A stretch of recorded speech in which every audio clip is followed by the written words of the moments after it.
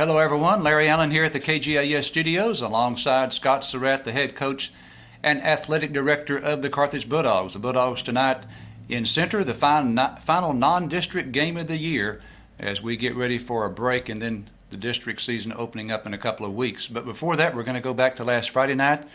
The Nacogdoches Dragons rolled into town to face the Bulldogs, and Carthage jumped out to a 14-0 lead.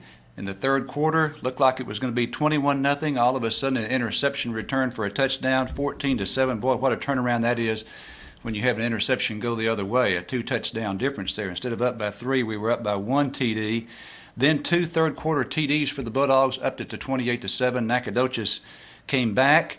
2 touchdowns in the fourth quarter made it 28-21, and we had the final score of the night, 35-21, the final. All right, Scott, I want to ask you first of all about the offense. I had us with 502 yards, 326 through the air, 176 on the ground. Anytime you gain 500 yards, that's certainly a pretty good night, isn't it? Well, it is stat-wise. You know, we didn't feel like we played great, and but you know we played really good at spots and at times, but we just couldn't keep it together either for penalties or we had a turnover.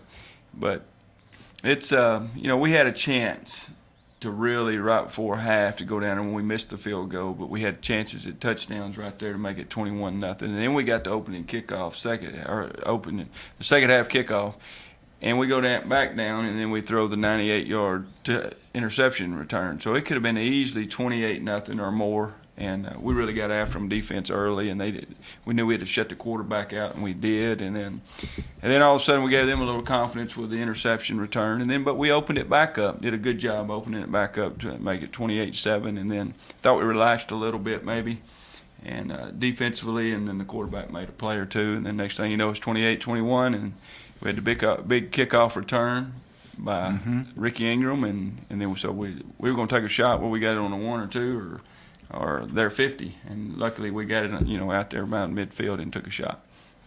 Talk about your quarterback. We haven't had you give us comments specifically on Blake Bogenschutz in the last few weeks, taking over for an outstanding quarterback in Anthony Morgan, led us to 2 state championships and just a sophomore. 4 games into the season. Tell us about a progress report. Well, I think if everybody's played as good as he has, we could be easily 4-0. And I really mean that, and he's got to get better. There's no doubt about that.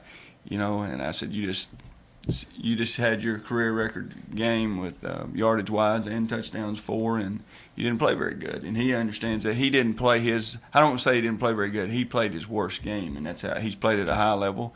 And everybody stat wise if you look at stats, I think we've out yardaged everybody. And so if they'll start doing stats, we're 4-0 right now. And we're going by stats. But I think that Lindale, he played a lot better than people know. And like I said, if everybody played as good as he did in Lindale, I think we'd have won, and maybe handily. And so, he's playing at a high level, and if we can get everybody else to play where he's playing, I think we're going to be okay. All right, let's talk about your defense. Gave up 298 yards, at least that's what I had, that Nacogdoches gained. Now, coming into the season, you mentioned that you thought the back 7, the linebackers and secondary, were going to be strong. So talk to us about the defensive line. What do you see there so far? Well, I think we're getting better. I think we got getting better every game. We were very pleased against Chapel Hill, and that's where we thought that they might have a mismatch problem, because they had a great offensive line, and we played really good against those guys. And I think we held our own against Lindale. I think it was more, linebackers and secondary not filling gaps when they should have. And so I think we've held our own.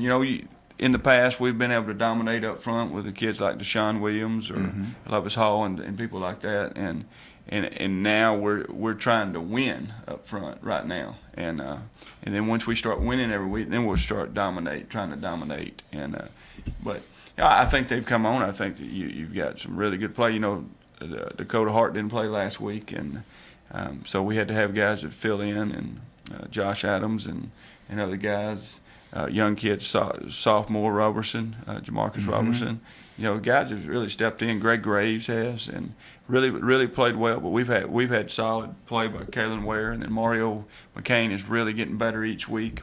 And so I think we're going to be fine. And that was a concern going in, obviously, and I think we've answered those, and I think you'll see us start winning up front more.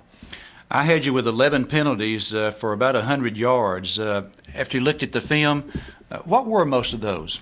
Well, we've had, inadvertent face mask, whatever, that's 15 yards. It's not like the old 5-yard inadvertent face mask now. And we had 2 of those the first drive, so there was 30 of it. And then we had offsides the first play of the game. So we didn't get off to a good start. Obviously, defensively, penalty-wise, we had 35 yards, and within the first 4 plays. So, and then we had some holding penalties offensively, and one of them was questionable, really questionable. I think it was a miss. And then we had a block in the back and on a screen. It was, really bad. But they're going to miss calls. But if they called every holding we did all night, we'd have probably had 1,000 yards too, penalties. So it was pretty well called game. And we're not happy with our all the penalties. But if it's holding, sometimes you're playing hard, and we can live with those. The face mask, both of those, we're playing hard. The personal fouls, we didn't have any the other night, to my knowledge. I might have forgot one. I don't think we did, and that's what we can't have, the personal fouls and the stupid penalties. One stupid penalty was us being offsides after we had them pinned deep, and on the kickoff, and that's 100 times in every practice. Make sure you're on sides. Make sure you're on sides. Make sure you're on sides, and we were offsides about a half yard, and they got to do it, and it cost us 10 yards in field position. So that was inexcusable. There's a couple inexcusable penalties, but most part we were playing hard the other night. Now, I've heard you say at Chalk Talk before, going over the film, that if the officials called all the holding calls, there'd be 30 of them on each side. So what do the officials wind up doing? They just call the blatant holdings? Is that right? Most part, for the most part, they'll call the blatant holding penalties, and sometimes they'll just pick a play that's, they'll come in, they tell us who's holding, and we got one holding call the other day. There's no way he was holding, and then you look at him, and he's, got holding with both hands, so and tackling, and they don't call it. So it's kind of a, and the bad thing is that we got down in the end zone, or probably the 8-yard line, and then they call it, and that's the first drive, and I said, well, they can call that. He might call it all night. Well, he didn't call another one until we got back down there again, so.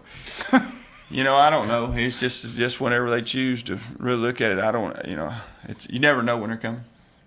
All right, let's talk about the Center Roughriders. And boy, they had a tough go of it against Henderson, and boy, what a stretch here for them. Henderson, Carthage, and Chapel Hill. That's 3 tough ones right there. Tell us what you saw from Center on that film. Well, yeah, I see Henderson's got a good football team, obviously, and they got lots of speed, and it hurt them. They hurt them in the passing game, but they really, number 10 for Henderson, Jay O'Neill, really hurt them in the run game. So they were very balanced, and I think Henderson pulled their starters, midway through the third. So they did get after them, and Center is not very big, or not near as big as Henderson, and not near as big as us. But they do have some speed, and I think they got down and discouraged. And when they got discouraged, I don't think they played really well. But we have seen some other games that they have played very well. So hopefully we can get them discouraged again, and they don't play well again. But it's going to be a battle. It's always Center Carthage is it's a different attitude toward the games for both teams. So we know we're going to get their best and see what we got. I want to talk to you about the significance of what has been Game 5 in your schedule. I love stats, and in 4 of your 5 years, we've been 2-2 after Game 4, and of course in 2009 we were 4-0.